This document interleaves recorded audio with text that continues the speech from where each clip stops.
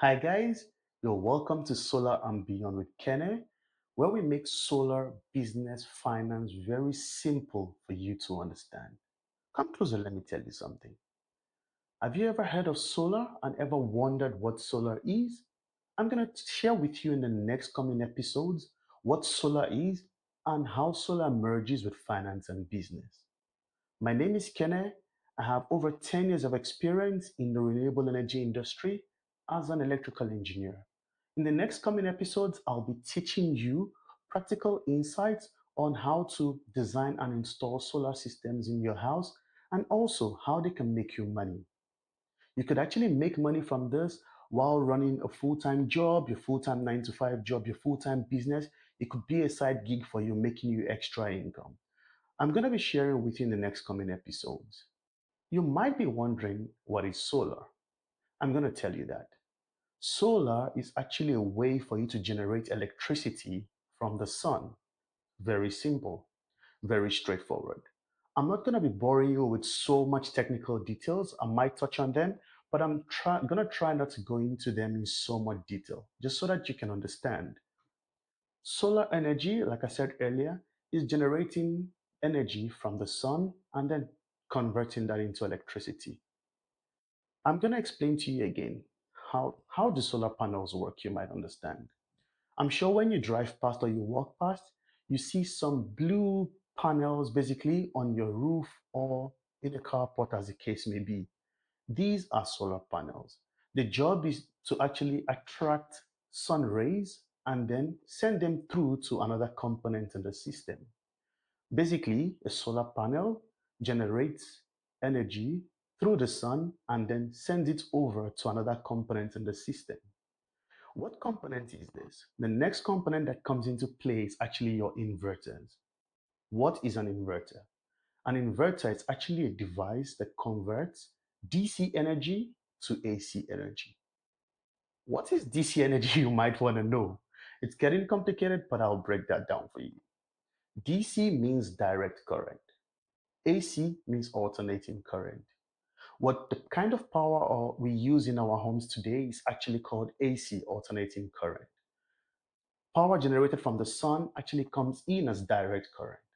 So we need to send the direct current from the solar panels to the inverters through DC cables.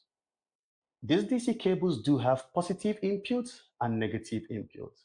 So these DC cables carry the power generated from the sun sent through the solar panels into the inverters. Now, what your inverter then does, it takes this DC energy and converts it into AC energy that we can actually use in our homes.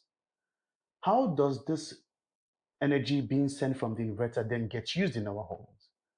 Through, again, alternating current cables. So these AC cables go into circuit breakers and then which is sent to our homes for use. This is the sequence of the power flow: DC, AC. DC, everything before the inverters; AC, everything after the inverters. I guess that's easy for you to understand. Solar panels, inverters, and then the load. What is the load? You might want to know. The load is actually everything you plug in your house, such as the TV units, everything that uses electricity, basically, it's what you call your load. That's basically the basic components of a solar system. The next topic we're going to be going into is what are the types of solar systems that we have out there? We have various types of solar systems. I'll be going into each and every one of them, explaining to you in so much detail how each of them work and what applications you might want to use each and every one of them for. Let's go for it. Come with me. Grid tied systems. That is the first type of system. This is commonly used in mostly commercial buildings where you have access to electricity already, meaning you don't really have power cuts. All you're trying to achieve with this is actually to subsidize your electricity consumption, thereby leading to increased savings on your electricity bill. What do you do with this savings? The savings can then be put into other things. You can put it in your pocket, ching, making extra money. That's a way to save electricity and make money. Now, this grid-tied system, what do you have in a grid-tied system? In a typical grid-tied system, you have your solar panels, you have your inverters, but you do not have your batteries. It's very important for you to remember the third point. You do not have batteries in a grid-tied system. So basically, your electricity is basically subsidized by your solar system. However, there is a synchronization that happens between the solar system and your grid electricity. That's where the savings actually comes into play. That's system number one. System number two, you have the hybrid or the grid interactive system. The grid interactive system or the hybrid system is a system whereby you have your solar panels, you have your inverters, and you have your batteries. You also have an input from the grid. So there is power from the grid, there is solar panels, there is inverters, and there is batteries, basically.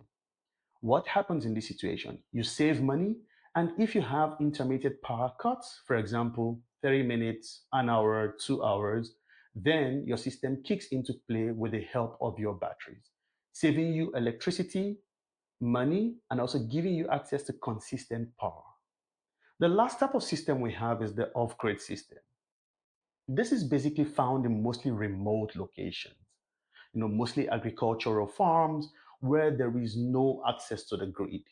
What happens in this situation is your system fully runs on solar and your batteries. During the day, when there's access to sunlight, your system runs on solar panels.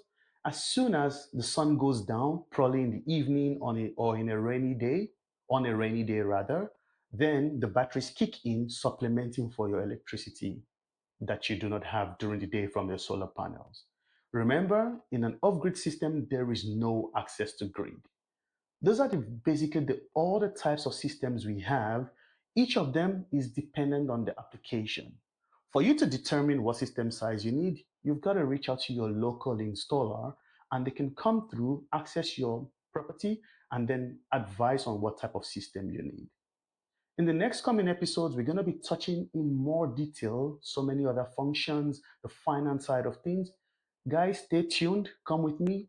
If you've come to this point, hit the like button, subscribe, drop your comment, turn on your notifications, and I'll see you on the next one. It's bye for now.